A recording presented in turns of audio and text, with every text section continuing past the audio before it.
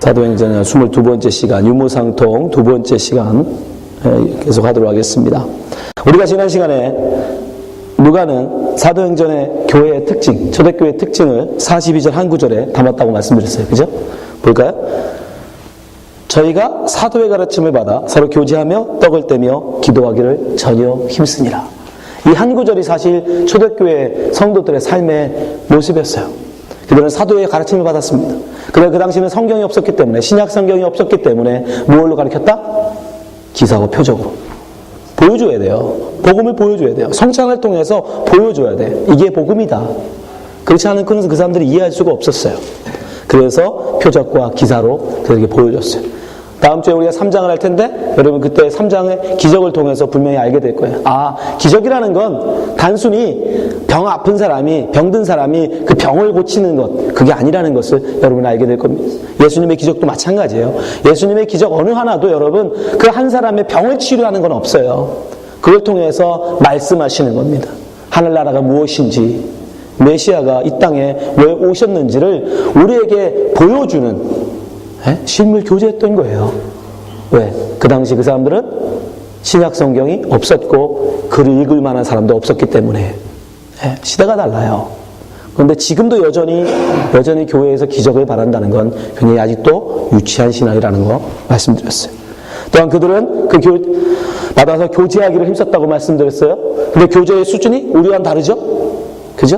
우리는 그저 모여서 먹고 이야기하고 그냥 그 정도, 그냥 안부나 묻는 정도. 그러나 그 당시 그분들의 교제 수준은 어떤 거다? 그 사람들의 필요를 채우는.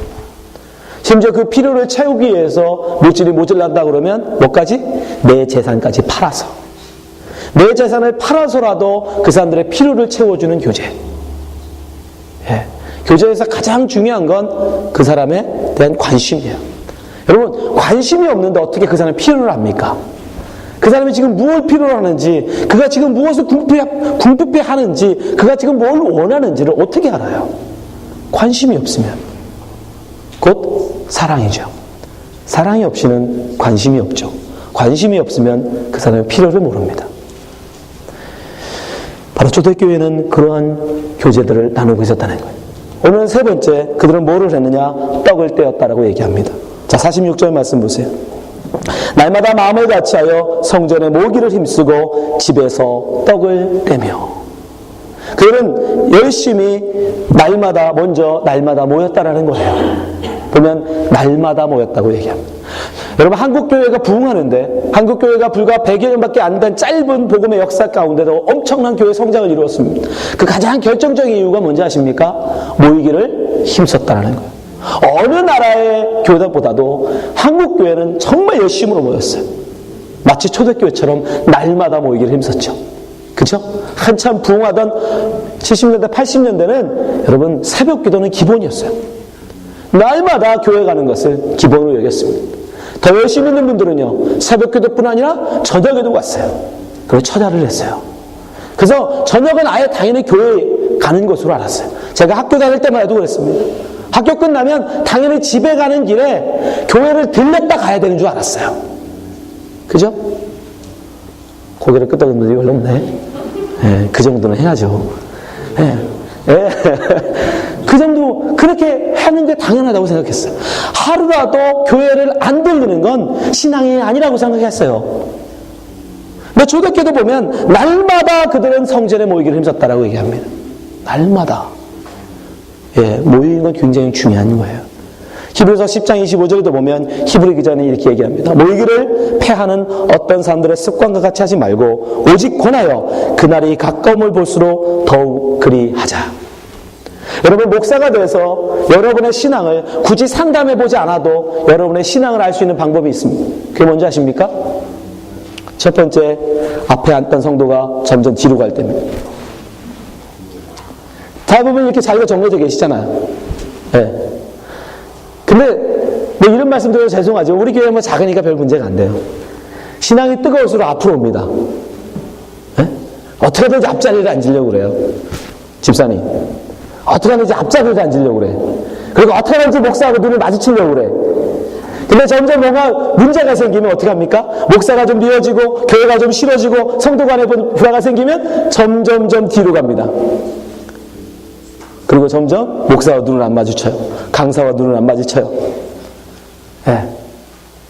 그리고 그 다음에 이제는 옛날에는 수요일, 금요일 새벽기도 나오던 분이 점점 빠져요. 새벽기도 빠지고 철야기도 빠지고 수요기도 빠지고 그래가지고 주일만 왔다 갔다 하죠. 그거는 말하지 않아도 얘기해보지 않아도 그분은 뭐 하겠다? 신앙에 회의가 있구나. 저분이 뭔가 신앙으로 힘들구나. 믿음이 지금 힘들구나라는 걸 알 수 있어요. 모이기를 힘쓰는 것. 정말 교회를 사모하고 성도도가 예배를 사모하는 것. 여러분 그건 여러분의 믿음의 초석이에요. 다른 걸로 여러분의 믿음을 보려고 하지 마세요. 여러분이 얼마나 하나님 앞에 뜨거운 열정과 헌신과 믿음을 갖고 있는가 뭘로 볼 수 있느냐? 여러분의 교회 가기 얼마나 좋아하느냐 싫어하느냐가 달린 거예요. 여러분 마음에 아직도 교회 가기 정말 싫은 마음이 있다면 여러분의 믿음은 아직도 연약한 것입니다. 정말 신앙이 뜨거울 때 우리는 모이기를 힘쓰더라는 거예요. 초대교회 성도들은 참으로 열심으로 모였어요.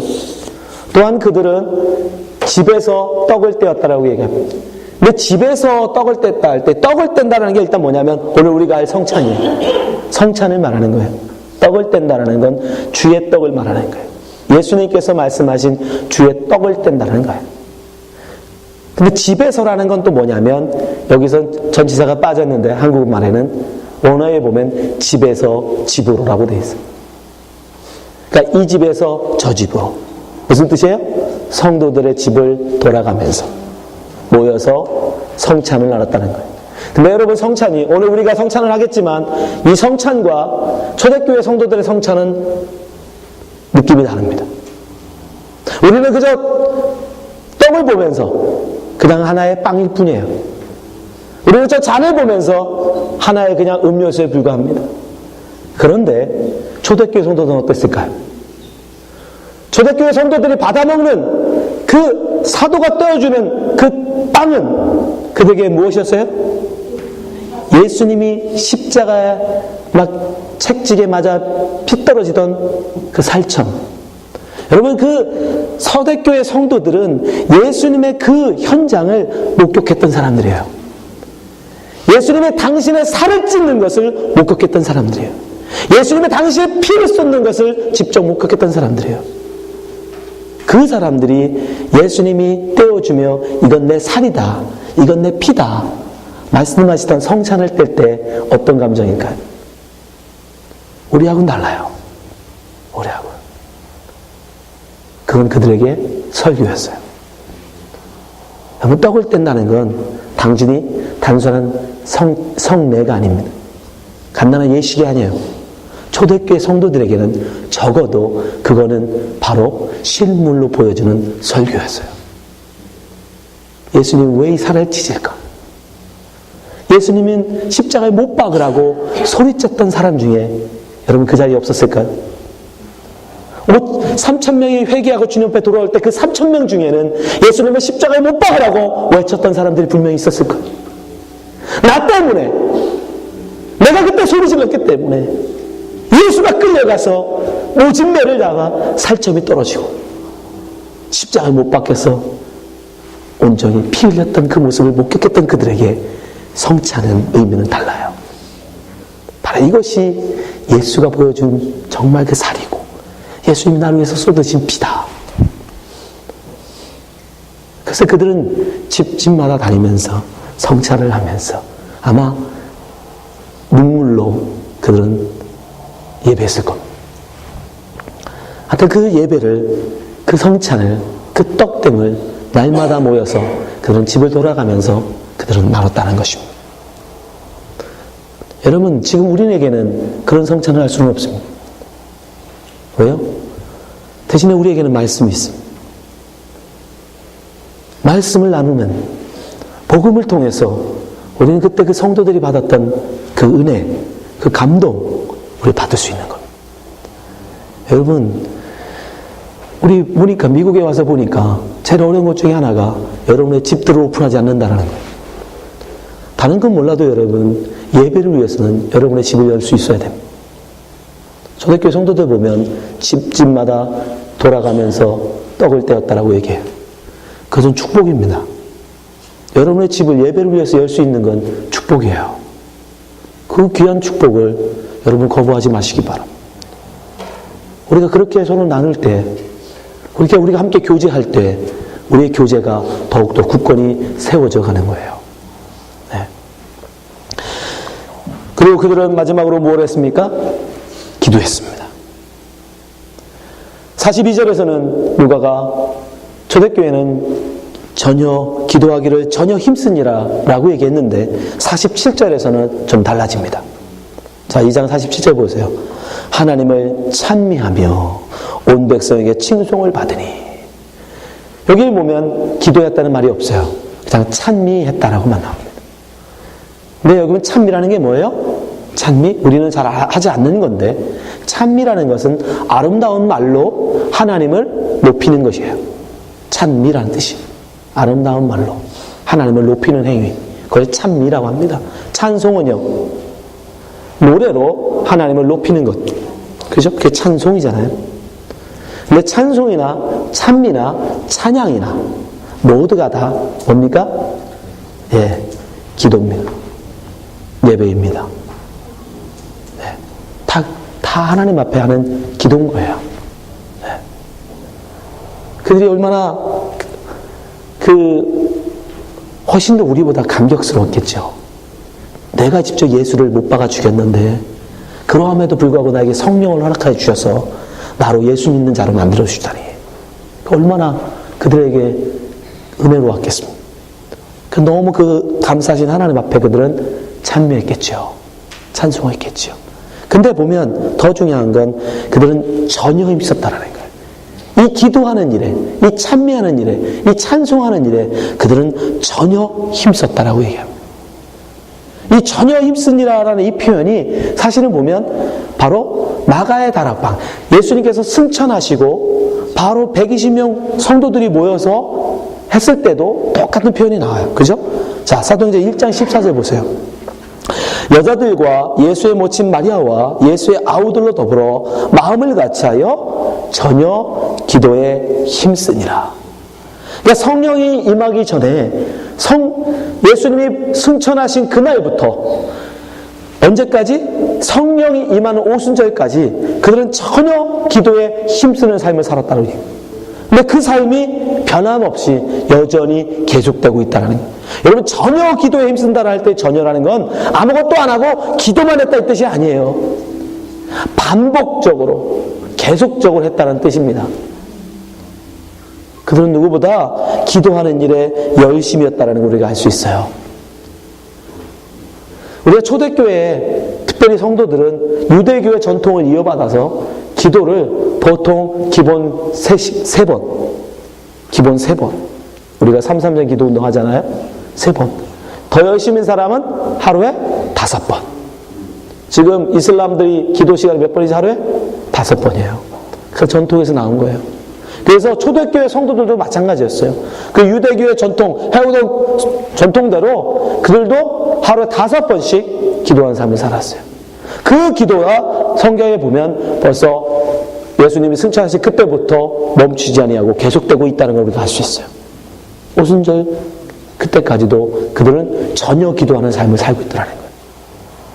여러분은 어떻습니까? 여러분 지금 기도하고 계십니까? 왜 기도하지 않는다고 말씀드렸죠? 여러분 기도하지 않는 이유는 한 가지예요. 여러분이 살만하기 때문이에요.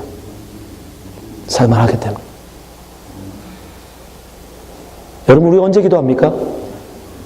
난 못 살겠구나. 난 죽었구나. 난 이제 끝났구나.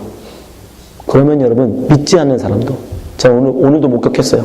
한 번도 하나님의 이름 안 부르던 사람이 절박해지니까 하나님을 찾더라고요. 여러분 기도하지 않는 이유는 다 한 가지예요. 여러분이 아직 살만하기 때문이에요. 내 힘으로, 내 건강으로, 내 능력으로 살만하거든요. 뭐 딱히 그렇게 급하지 않거든요. 저 암이라도 걸리고 정말 뭐 사업적으로 큰 어려움이 닥치고 내 힘으로는 도저히 안 되겠구나 라고 할 때 우리는 하지 말라고 해도 여러분이 기도하면, 초대교회 성도들은 그런 기도가 아니라 어떤 기도? 전혀 기도하기 힘쓰는, 전혀 힘쓰는, 계속적으로 반복적으로 하는 기도. 그건 반대로 무슨 뜻이에요? 그런 날마다 무엇을 고백했다는 거예요? 자기의 부족함을, 자기의 연약함을. 주님, 난 할 수 없습니다. 내 힘으로는 단 한 시간도 하루도 살 수 없는 존재입니다. 자기의 연약함을 알았기 때문에 그런 날마다 전혀 기도에 힘쓰는 삶을 살 수 있었던 거예요. 여러분, 기도하는 삶을 살아야 합니다. 우리가 그동안 초대교회의 아름다운 모습들을 이야기했습니다. 그들은 사도의 가르침을 받아서 교제했어요. 네 것 내 것 없이, 심지어 다른 사람의 필요를 채워주기 위해서 내 것까지도 다 팔아서 섬기는 그런 아름다운 교제를 하는 사람들이었습니다. 또한 그 사람들은 어떤 사람들이었어요? 열심으로 모여서 떡을 떼며 예배하는 사람들이었어요. 집집마다 돌아가면서 날마다 하루 5번씩 기도하는 사람들이었어요. 그래서 오늘 47절에 보면 한국어 성경에 이렇게 나옵니다. 보세요. 하나님을 찬미하며 또 온 백성에게 칭송을 받으니, 네것 내 것 없이 유무상통의 아름다운 모습, 얼마나 멋있었겠습니까? 열심히 기도하는 모습, 하나님이 열심히 찬미하는 모습, 교제하는 모습. 무엇 때문에 칭송을 받았는지 모르지만 하여튼 백성들에게 칭송을 받습니다. 그런데 중요한 건 보세요. 칭송을 받으니 주께서 구원받는 사람을 날마다 더하게 하시니라. 여기서 아멘 하시면 안 돼. 여기서 반전이 있어요. 이건 한국교회의 오역입니다. 이 구절을 가지고 많은 분들이, 목사님들이 뭐라고 얘기해요? 우리 교회 부흥하려면, 날마다 구원받는 성도들을 더하게 하려면 뭐 해야 돼요? 저기 읽어보세요. 오늘 본문으로. 백성에게 칭송을 받으니 주께서 구원받는 사람을 날마다 더하시니. 한국어 성경어로 보면 마치 앞에 구절이 뭘로 돼 있어요? 원인구예요. 원인구. 앞에가 원인이 되어서 칭송받는 삶을 살아서, 유무상통의 아름다운 삶을 살아서, 열심히 기도하는 삶을 살아서, 성도들이 열심히 예배하고 찬미하는 아름다운 삶을 살아서 하나님이 주께서 구원받는 사람을 날마다 더하시니라 라고 보이죠. 그렇게 번역했어요. 의도적으로. 그런데 원어는 그렇지 않아요. 두 문장이에요. 원래는 한 문장이 아닙니다. 이건 원래 떨어져 있는 문장이에요. 칭송을 받았다예요. 그리고 주께서 라고 원어는 이어져요. 여러분, 칭송받은 이유가 뭘까요? 생각해 보세요, 여러분. 여러분이 그리스도인답게 살면 세상 사람들이 칭찬합니까? 아니에요. 천만의 말씀이죠. 예수님 말씀하셨잖아요. 그럼 예수님이 칭찬받았어야죠. 아니, 예수님보다 더 예수님답게 살 수 있는 사람이 세상에 어디 있어요? 아니, 예수님보다 더 그리스도인답게 살 수 있는 사람이 어디 있어요? 그리스도인이라는 건 예수님처럼 사는 건데, 아니, 예수님이 세상에서 예수님답게 살다가 용감했는데, 예수님이 예수님답게 사시다가 그 십자가에 가다가 세상 사람도 돌맞고 매맞고 욕당하고 죽었는데 어떻게 그리스도인답게 살았는데 칭찬을 받아요? 여러분, 속지 마십시오. 착각하시는 인과응보 아닙니다. 그렇게 잘 살아서 세상 사람들부터 칭찬받을 만큼 우리가 그리스도인답게 살아서 하나님이 우리를, 교회를 부흥시켜 주신다? 천만의 말씀. 그들이 칭송받은 이유는 한 가지예요. 뭐예요? 그들을 사랑했겠죠. 예수님 말씀하시잖아요. 마태복음 5장 43절. 또 내 이웃을 사랑하고 내 원수를 미워하라 하였다는 것을 너희는 들었으나. 여러분, 분명히 유대인들은 이 기독교인들을 핍박했어요. 그 당시에 유대교인이 기독교인이 되는 순간 뭘 당하는 줄 아십니까? 유대교 사회에서 축출당해요. 그 사람하고는 말을 섞지 않습니다. 그 사람은 이방인 취급이에요. 유대인들은 이방인을 개 취급했어요. 사람이 와도 이방인이면, 유대인이 아니면 쳐다도 안 봤어요. 돌아갔어요. 그 사람의 장사하고는, 그 사람하고는 거래도 하지 않았어요. 물건도 안 팔았어요. 그 사람이 파는 물건 사지도 않았어요. 완전히 요즘 말로 왕따시켰어요. 근데 무슨 칭찬을 했겠어요, 그 사람들이? 그 사람들은 자기들끼리 교제하고 교회에서 모여서 예배하고 기도한다고 그 사람들이 유대인들이 왜 그들을 칭찬합니까? 아니에요. 그렇게 자기들을 미워함에도 불구하고 유대인들이 그들 자기들을 쫓아내고 유대교에서 축출해버리고 출애시켜버리고 그들을 핍박함에도 불구하고 모른척함에도 불구하고 왕따시킴에도 불구하고 그들은 어떻게 했어요? 예수 그리스도의 말씀을 쫓아서 원수까지도 사랑하라는 말씀. 44절 보세요. 나는 너에게 이르노니 너희 원수를 사랑하며 너희 핍박하는 자를 위하여 기도하라. 초대교회 성도들이 무엇을 위해서 기도했을까요? 내 사업 잘 되게 해주세요. 나 건강하게 해주세요. 우리 자식들 잘 되게 해주세요. 그런 기도했을까요? 아니요. 나를 핍박하는 내 이웃 저 사람 용서할 수 있게 해주옵소서. 여러분 그 사람들 우리랑 똑같은 사람들이에요. 나한테 침 뱉는 사람한테 어떻게 여러분 사랑합니까? 나를 모욕하는데 나를 저주하는데 나를 왜 왕따시키는데 어떻게 그 사람을 품을 수 있어요? 기도하기 때문에. 그래서 기도할 수밖에 없었다. 이같이 한즉 하늘에 계신 너희 아버지 아들이 되리니 이는 하나님이 그 해를 악인과 선인에게 비추게 하시며 비로 의로운 자와 불의한 자를 내리우심이라. 너희가 너희를 사랑하는 자를 사랑하면 무슨 상이 있으리요? 저희도 이같이 아니하느냐? 또 너희가 너희 형제에게 무난하면 남보다 더한 것이 무엇이냐? 이방인들도 이같이 아니하느냐? 초대교회 성도들은 바로 이 삶을 살았던 거예요. 예수님의 말씀을 쫓아서 그들을 사랑은. 그 사람들로부터 대단하다. 그러나 이것이 이렇게 살았다고 여러분 결코 그들이 구원받은 게 아닙니다. 성도 초대교회를 부흥시켜 주신 게 아니에요. 중요한 건 그렇게 칭송을 받았다. 그리고 사실 2장, 사도행전 2장 전체의 결론이 바로 이 구절이에요. 47절 다시 봐주세요. 하나님을 찬미하며 온 백성에게 칭송을 받았다. 그리고 여기부터가 바로 2장 전체예요. 그리고 주께서 구원받는 사람을 날마다 더하게 하시니라. 날마다 구원받는 사람이 초대교회에 늘어났는데 그 이유가 뭐예요? 주께서요. 주님이 더해 주신 거예요. 주님이 5,000명을 회개시켜줬고 주님이 그들에게 은혜 베풀어서 3,000명을 회개시켜줬고 주님이 그들에게 은혜를 베풀어서 구원받는 사람들이 주 앞에 나오게 했던 겁니다. 우리가 잘 살아서 우리가 정말 열심히 기도하고 우리가 정말 아름다운 교제를 나누고 우리가 열심히 예배하고 하나님을 찬미하는 그런 아름다운 모습을 살아서 구원받는 사람들이라는 게 아닙니다. 절대로 그렇게 부흥되는 게 아니에요. 구원은 오직 하나님께 달려있어요. 주님의 역할이에요. 우리가 잘한다고 되는 게 아닙니다. 그럼 우리의 상급이죠. 로마서 8장 29절 보세요. 하나님이 미리 아신 자들로 또한 그 아들의 형상을 본받게 하기 위하여 미리 정하셨으니 이는 그로 많은 형제 중에서 맏아들이게 하심이니라. 또 미리 정하신 그들을 또한 부르시고 아무나 부르시는 게 아니에요. 여러분이 가서 전도한 사람 부르시는 게 아닙니다. 미리 정하신 자들을 여러분을 통해서 전도하게 하시는 거예요. 부르신 그들을 또한 의롭다 하시고 의롭다 하신 그들을 또한 영화롭게 하셨느니라. 구원은 하나님의 주권입니다.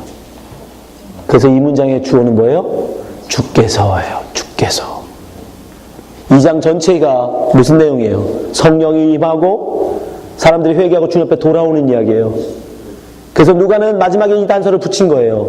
그러나 구원은 주께서 더하시는 것이다. 구원받는 성도를 주께서 더하시는 것이다. 그래서 사도행전 2장 47절 이 구절은 사실 이렇게 바꿔놔야 되는 거예요. 하나님을 찬미하며 온 백성에게 칭송을 받았다. 그리고 주께서 구원받는 사람을 날마다 더하게 하시니라. 여러분 앞에 제가 먼저 사과의 말씀을 드리고 싶어요. 제가 그동안 사실은 그동안이 아니라 저도 피해자입니다. 우리는 기독교를 잘못 배웠어요. 우리는 알게 모르게 쇠뇌되어 있어요. 내가 무엇을 함으로 말미암아 하나님이 우리에게 은혜를 베푸신다. 내가 그래도 잘 살아야지, 내가 기독교인답게 살아야지 하나님이 나를 구원하신, 우리 교회가 하나님 보시기에 아름다운 삶을 살 때, 우리가 그리스도인 삶을 보여줄 때, 이 중요에 있는 사람들이 우리의 모습을 보고 아, 그리스도인은 저렇게 사는 것이야 라고 그들이 그리스도를 알게 되고 주 앞에 오게 된다라고 제가 여러분에게 말씀드렸어요. 그러나 그것은 거짓말입니다. 그건 잘못된 말이에요. 그거는 기독교가 아닙니다. 그거는 종교예요. 구원은 결단코 우리의 행위가 이만큼도 포함이 안 돼. 0.001%도 해당이 안 돼.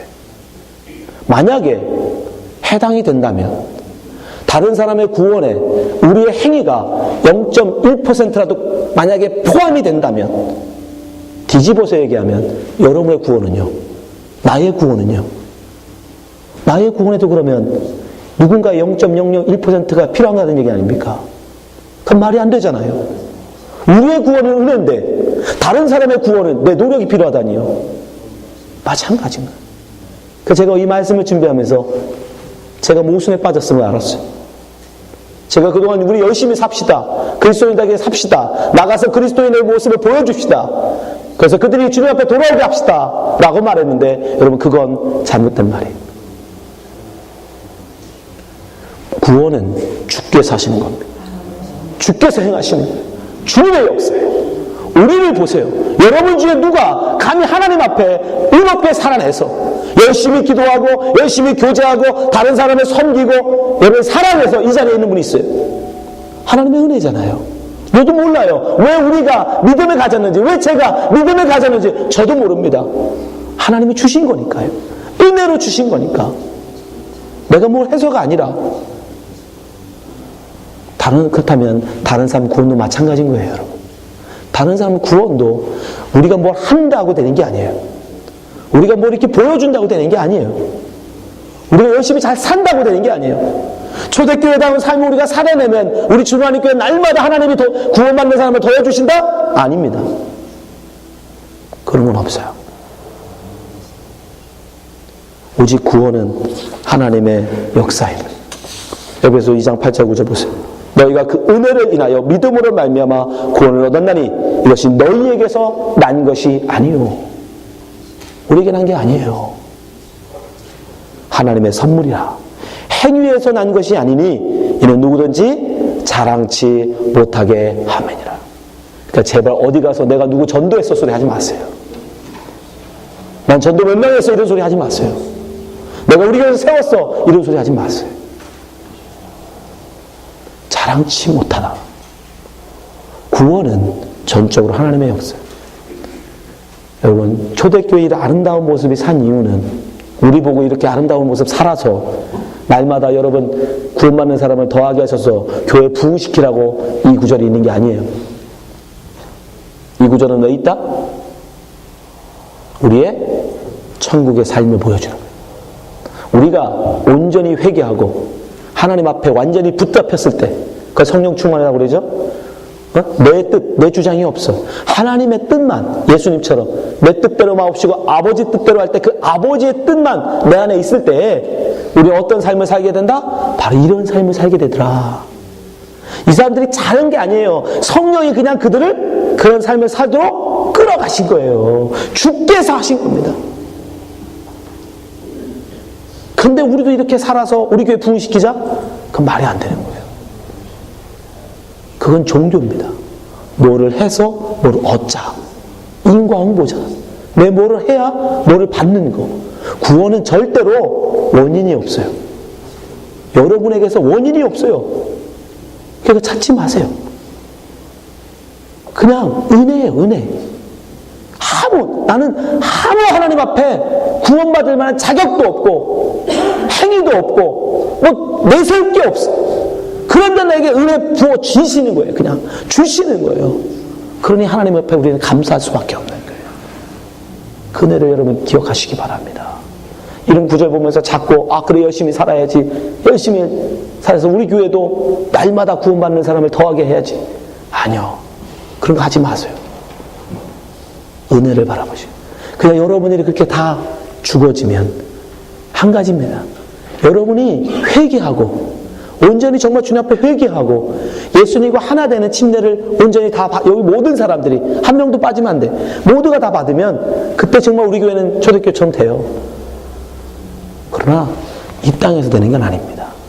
그러니까 그런 행위에 여러분 마음 쓰지 마세요. 우리는 한 가지만 기억하세요. 하나님의 붙잡히면, 하나님의 은혜, 성령에 우리가 완전히 나를 붙잡히면 성령께서 우리를 이런 삶으로 인도하시는구나. 그러니까 우리는 그 성령님의 은혜를 바라보는 삶, 그거면 됩니다. 아멘. 내가 누구를 전도해서 내가 열심히 잘 살아서 누구를 전도하겠다는 것도 아직 내가 있는 거예요. 그거 뭐 하려고? 주님 앞에서 자랑하려고 그러는 거 아니에요? 그죠? 그 앞에 자랑해요. 솔직히 목사로서 큰 교회 하고 싶어. 왜? 목사는 자랑하고 싶은 거예요, 솔직히. 무슨 많은 사람 구원하고 싶어서 거짓말이에요. 목사 큰 교회 하고 싶은 건 딱 한 가지예요. 동기들한테 자랑하려고. 별거 있습니까? 그거 아니에요. 근데 저는 충분합니다. 예수님도 12명밖에 안 됐는데 뭐. 우리는 15명이니까. 여러분들이 정말 말씀을 깊이 잘 생각하시기 바랍니다. 겉으로 읽으시면 안 돼요. 속습니다. 칭송을 받으니 주께서 더하신 게 아니에요.